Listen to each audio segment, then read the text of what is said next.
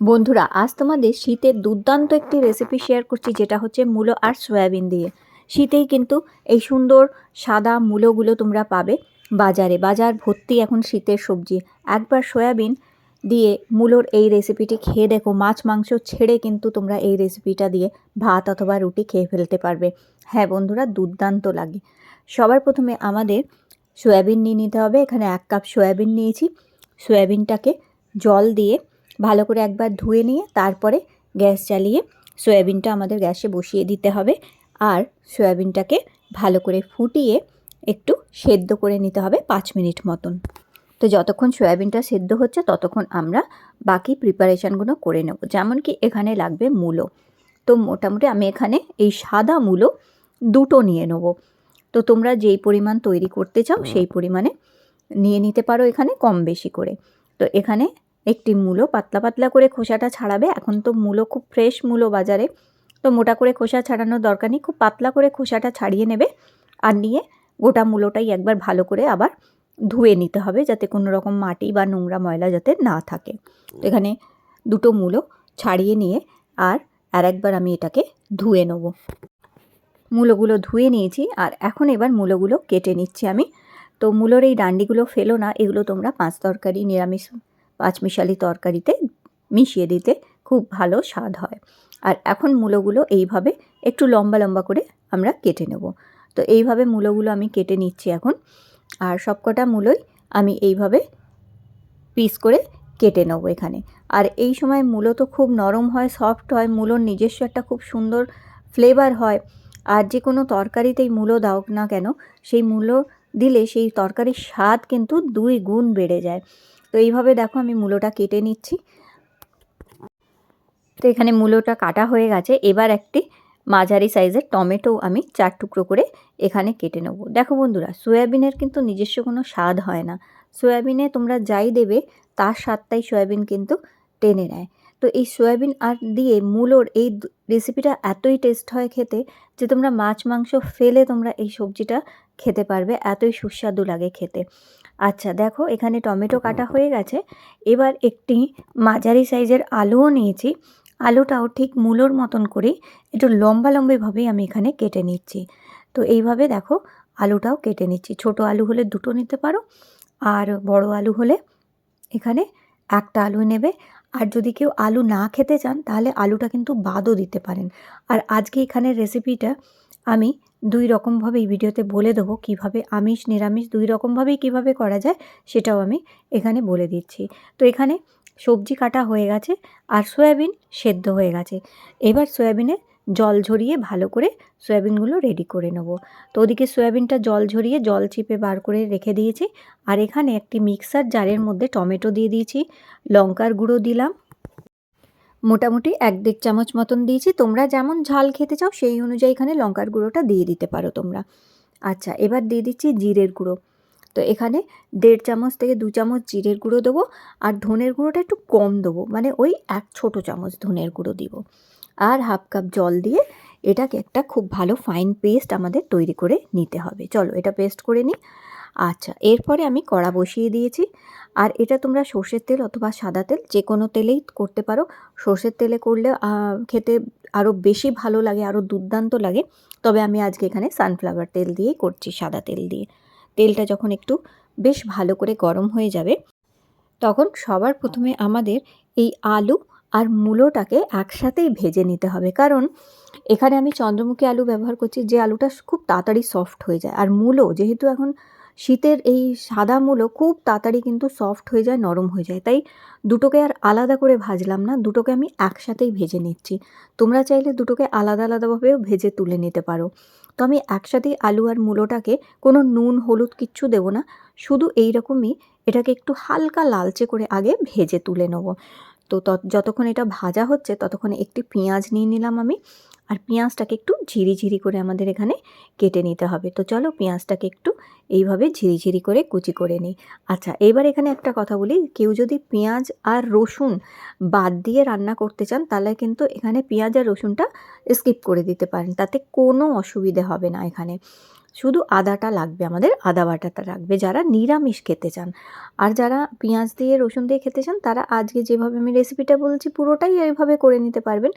শুধু যারা নিরামিষ খাবেন পেঁয়াজ আর রসুনটা বাদ দিয়ে দেবেন, ব্যাস। তাহলেই কিন্তু খেতে একটুও তফাৎ লাগবে না, ভালোই লাগবে।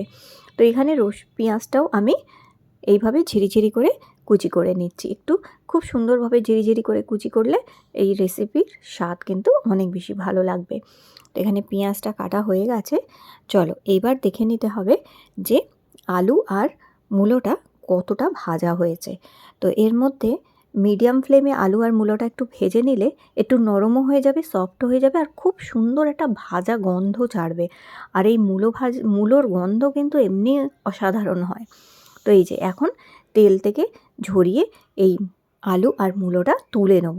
ঠিক এই রকমই হালকা করে ভাজতে হবে, খুব বেশি লাল করে কালো করে ভাজার দরকার নেই। হালকা সুন্দর একটা গোল্ডেন করে জাস্ট একটু দুটোকে ভেজে নিলেই হবে এখানে। এবার তেল থেকে ঝরিয়ে আমি সমস্ত এই আলু আর মূলোটা তুলে নিচ্ছি। আচ্ছা, এরপরে এই তেলের মধ্যে আমি দিয়ে দিচ্ছি জিরে ফোড়ন। এখানে 1 ছোট চামচ জিরে ফোড়ন দিয়ে দিলাম। আর এরপরে এর মধ্যে দিয়ে দেবো আমি 1টি অথবা 2টি শুকনো লঙ্কা। ঝাল যদি একটু বেশি খেতে ভালোবাসো কেউ, কিংবা অনেকেই তরকারিতে কিন্তু শুকনো লঙ্কা খেতে ভালোবাসেন, তারা আরও 2-3টে শুকনো লঙ্কা এখানে দিতে পারেন। তো এখানে আমি শুকনো লঙ্কাটা আর জিরেটাকে একটুখানি ভেজে নিচ্ছি। আর এখানে খুব বেশি মশলার কিন্তু ব্যবহার করব না, যেহেতু মূলোর নিজস্ব একটা গন্ধ থাকে। অতিরিক্ত মশলা দিয়ে দিলে মূলোর গন্ধটা চাপা পড়ে যায়, তাতে কিন্তু সেই স্বাদটা ফুটে ওঠে না। তাই কোনো বেশি মশলা কিচ্ছু আর দেব না। শুধু লঙ্কা আর জিরেটা একটু ভাজা হলেই এখানে পেঁয়াজটা দিয়ে দিতে হবে। আর পেঁয়াজটাকে একটু গোল্ডেন করে ভেজে নিতে হবে আমাদের, মানে খুব বেশি লালচে করে ভাজার দরকার নেই। জাস্ট পেঁয়াজটাতে খুব সুন্দর একটা হালকা গোল্ডেন কালার ফ্রাই হয়ে যাবে, তাহলেই কিন্তু হবে। আর এই সময় আমি নুনও দিয়ে দিলাম, পুরো স্বাদ মতন 1 বড় চামচ আমি নুন দিয়ে দিলাম। পুরো তরকারিটা যতটা নুনের প্রয়োজন হবে দিয়ে, আর নুনটা দিয়ে দিলে পেঁয়াজটাও তাড়াতাড়ি ভাজাও হবে, পেঁয়াজটা নরমও হয়ে যাবে। নুনটা দিয়ে এবার পেঁয়াজটাকে একটু হালকা করে এইভাবে লালচে করে ভেজে নিচ্ছি, হালকা লালচে করে। এই যে ব্যাস, এখন এর মধ্যে এবার একে একে কিছু জিনিস দিয়ে দেবো। যেমন কি আমি এখানে আদা রসুন বাটা আমি 1 চামচ দিয়ে দিয়েছি। আদা রসুন বাটা এখানে দিলাম, আদা আর রসুন বাটা দিলাম। কিন্তু যারা নিরামিষ খেতে চান তারা রসুনটা বাদ দিয়ে শুধু আদা বাটা 1 চামচ দিয়ে দেবেন এখানে, তাহলেই হবে। মানে জিরে আর শুকনো লঙ্কা ফোড়ন দিয়ে আদা বাটাটা দিয়ে দিতে হবে। আদা বাটাটা দিয়ে একটু নেড়ে চেড়ে নিয়ে তারপর বাটা মশলাটা দিয়ে দিলেই হবে, আর সঙ্গে হলুদ দিলেই হবে। কিন্তু পেঁয়াজ দিয়ে যারা খাচ্ছেন তারা ঠিক এইভাবে তৈরি করবেন। তো একটু আদা আর রসুনটা হালকা করে ভেজে নেওয়ার পরে আমি এখানে 1 চামচ হলুদ গুঁড়োটা দিয়ে দিলাম। হলুদ গুঁড়োটা দিয়ে একটুখানি নেড়ে চেড়ে ভেজে নেবো, যাতে কাঁচা গন্ধটা চলে যায়। হলুদটা দিয়ে একটু নাড়াচাড়া করে ভেজে নেওয়ার পরে এরপর আমরা এখানে দিয়ে দেবো আমাদের সেই বাটা মশলাটা।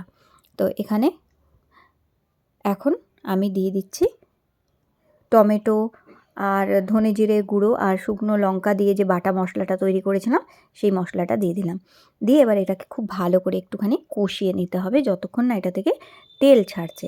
মিডিয়াম ফ্লেমে আস্তে আস্তে এটাকে আমি কষিয়ে নিচ্ছি।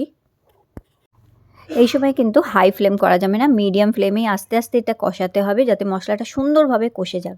যখন মশলাটা কষানো হয়ে যাবে তখন এরকম তেল ছাড়বে, সেই সময় আমাদের এই ভাজা আলু আর মূলোটা এই মশলার মধ্যে দিয়ে দিতে হবে। দিয়ে এবার ভালো করে একটুখানি নেড়ে চেড়ে নিয়ে এটাকে মিশিয়ে নিতে হবে।